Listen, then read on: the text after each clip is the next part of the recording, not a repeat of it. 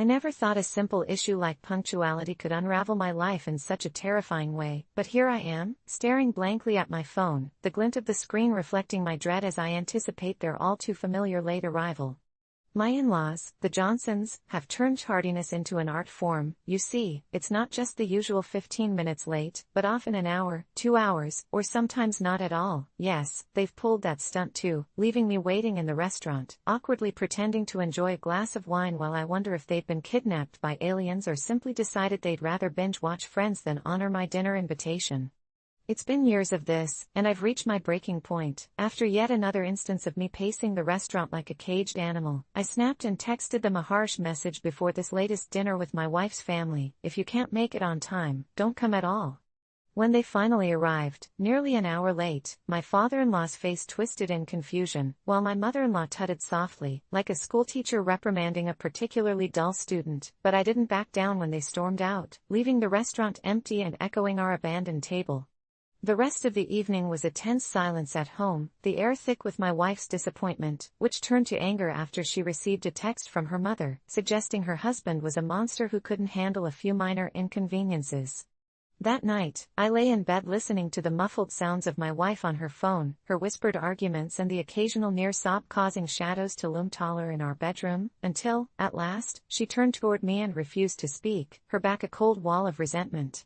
Days went by after this explosive dinner, leaving me isolated and uncertain, with strings of tension that felt heavier than the very air I breathed, filling our home with an oppressive silence that buzzed around me. I started noticing things. Maybe my nerves were getting to me, but every time I walked past my in-laws' house, the curtains would twitch just a little too much, and I could swear I saw shadows that felt out of place, as if someone was always watching, waiting for a moment to pounce. My phone lit up late one night, a photo from my mother-in-law. The image showed my unseen daughter, barely 3 years old, standing at the window with that innocent, quizzical gaze, while the backyard glowed with an unsettling, almost unnatural light. I felt my insides twist when I noticed the reflection in the window behind her. It was my mother-in-law, but there was something wrong in her eyes, something wild, a glint that sent ice running through my veins, though I brushed it off as paranoia, convinced I was simply spiraling due to the stress of family tensions. But things only escalated. I began finding notes on my car, slipped under the windshield wipers that only read, "Time is slipping away," with no signature. Just a trembling anxiety creeping further into my soul.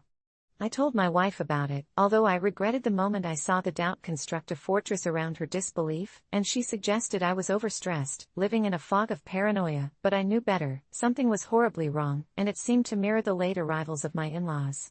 One rainy evening as I returned from work, I noticed them standing in their driveway, drenched, appearing almost ghostly in the dim light, and when they finally approached, they had that same eerie look. They claimed to have just arrived back from a trip, yet this wasn't a regular visit. My skin prickled with dread as I processed that the clothes they wore didn't match weather conditions, nor did they carry any luggage.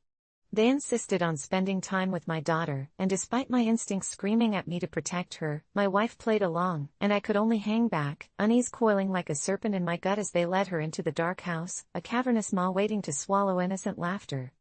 Things went completely dark when my daughter didn't return for hours, and I rushed around, pacing, calling her name before I banged down my in-laws' door, only to find them sitting there, hazy, eyes shimmering as they told me they were just having fun. Yet my little girl's absence felt like an eternity, and each second stretched into endless possibilities, a knot twisted unyieldingly at my core.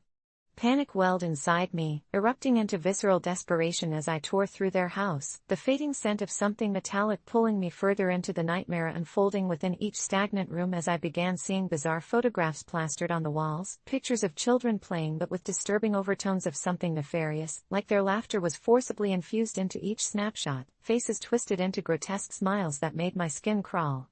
I finally found my daughter, sitting eerily still in a dim-lit kitchen, her eyes glazed over, staring blankly into space, as if something had siphoned the brightness from her soul. When I reached for her, a voice, low and viscous, crawled through the air, laced with ethereal confidence that suggested they had been waiting for me all along. "You have to let her stay, she's ours now." With a primal scream, I ripped my daughter from the table, sprinting out of the house while a collective whisper cascaded behind me, sharpness in the air, promising I had only buried the truth of their generational curse deeper beneath a facade of civility. I bolted down the street, holding my child tightly as the relentless echoes of their laughter melded into a cacophony of threat behind me. Now, every time I hear the doorbell ring or see their silhouettes hovering in the corner of my eye, I am reminded that I can't escape the haunting truth. It's all interconnected: the waiting, the late arrivals, the suffocating silence betraying a sinister undercurrent that knows our fears and plays with them like a puppet master. Realizing now that my choice to demand punctuality had awakened something within them that shouldn't have been stirred, and perhaps I sealed our fate when I thought I was just standing my ground.